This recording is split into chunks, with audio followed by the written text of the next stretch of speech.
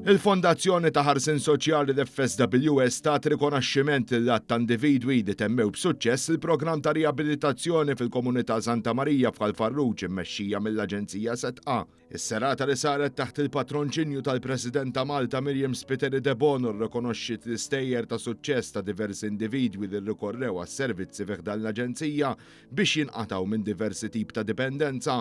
One News tkellem ma' wieħed minn dawn l-individwi li temmew b'suċċess il-programm ta' riabilitazzjoni.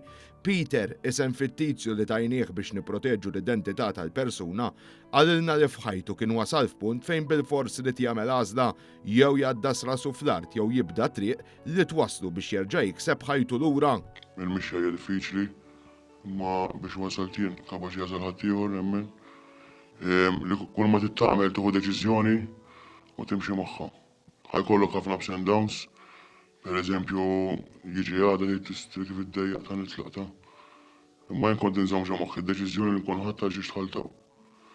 U nirringrazzja Alla, dejjem sibt minn għajni hawn ġew, dejjem għenna xulxin, mhux l-istaff u terapisti biss, anke aħna residenti bejnietna.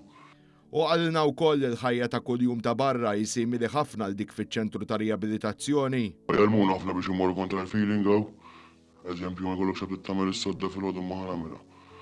U dawn l-affarijiet qabbilhom ma tellhom ġieli ma jkollok xabtit immur għax-xogħol imma ngħid irid isiru huwa bżonn. Huwa dmiri li mmur għax-xogħol anzi. Xejn jkun hemm nies li ma taqbilx magħhom eżempju, karattri differenti, tifhem? Titgħallem ukoll anke fuq ix-xogħol u mhux ħataqbel ma' kulħadd, mhux ħadd tmur tajjeb ma' kulħadd. X'tagħmel taqgħod titlaq u tmur xogħol ieħor taqgħod sejjer dejjem hekk. Tifhem ġifieri ħajja ta' ġew nqabbel ħafna ma' barra jien. Finalment għalilna li permezz tal-programm u qed jerġa' jgħix mill-ġdid.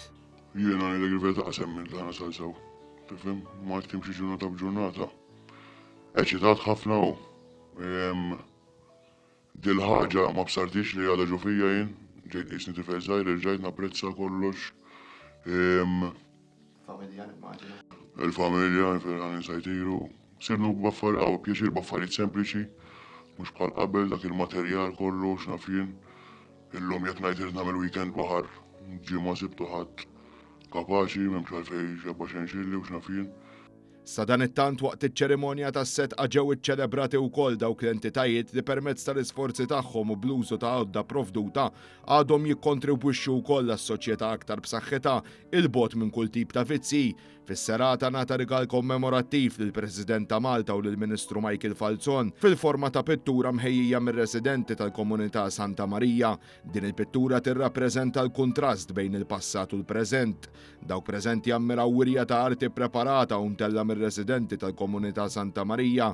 Id-direttur tas-setqa Charles Scerre qal li l-rwol tal-professjonisti tal-Aġenzija u li jwasslu lill-vittmi u lill-familji tagħhom lura l-ħajja ta' kwalità u serena. Naħseb lanqas nista' niddeskrivi s-sodisfazzjoni li nħossu aħna llum bħala ħaddiema ta' setqa għal fatt li kifet tajjeb inti s-sodisfazzjoni li l-ħaddiema xogħol il-frott tagħhom li nkunu għenna lil dawn in-nies biex id fit jaqsmu traġiet tagħhom lil mid-dipendenzi huwa xi ħaġa li ma naħsibx li għandha prezz. Apparti dawk li qegħdin jiggradwaw mill-programm ta' Santa Marija llum qed niċċelebraw ukoll stejjer ta' suċċess minn familji u nies oħra li permezz ta' servizzi oħra li toffri l-Aġenzija Setqa ukoll sawru stejjer ta' suċċess u llum m'għandhom l-ebda problema ta' dipendenza u jgħixu ħajja sana flimkien mal-familja tagħhom.